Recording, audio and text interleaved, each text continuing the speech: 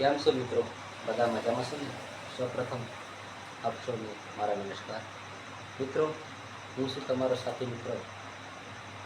આપ સૌને જ્ઞાન સાથે મિત્રતા ચેનલ પર હાર્દિક સ્વાગત કરું છું, હાર્દિક શુભેચ્છા પાઠવું છું.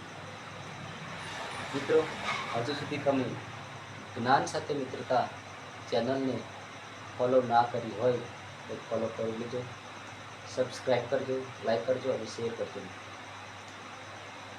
મિત્રો, આ જ્ઞાન સાથે મિત્રતા ચેનલ પર ખૂબ જ મહત્ત્વના અને ખૂબ જ જરૂરી હોય એવા વિડીયો તમારી સમક્ષ મૂકતો હોઉં છું અને આશા રાખું છું કે આ ખૂબ જ મહત્ત્વના અને ખૂબ જ જરૂરી હોય એવા વિડીયો તમે અંત સુધી જોવો અને માહિતગાર બને એવી આશા રાખું છું.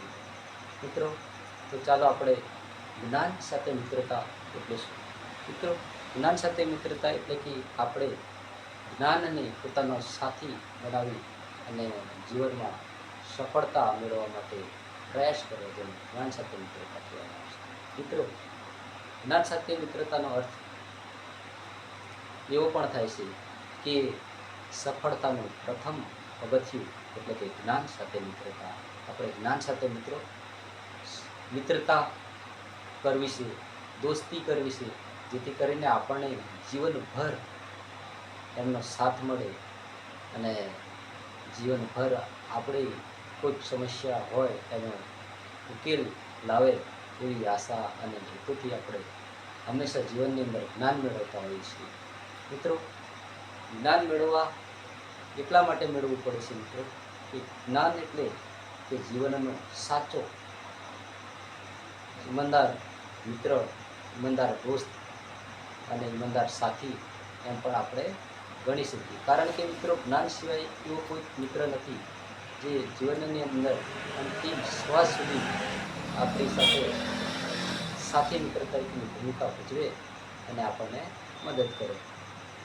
તો મિત્રો, આ આપણે જ્ઞાન સાથે મિત્રતા ચેનલ પર આપ સૌએ વિઝિટ કરે અને ફોલો કરે, સબસ્ક્રાઈબ કરે, લાઈક કરે અને શેર કરે એવી આશામાં ભાવના રાખીશું. તો મિત્રો, ચાલો નેક્સ્ટ વિડીયોમાં આપણે એક મહત્ત્વના એવા મુદ્દા વિશે ચર્ચા કરવાના છે જે તમને અત્યારે મુદ્દો જ માત્ર મેન પોઈન્ટ હું તમને કહી દઉં છું કે 9 ઓગસ્ટ વિશ્વ આદિવાસી દિવસ વિશે આપણે ચર્ચા કરવાના છીએ. તો જોવાનું ભૂલતા નહીં.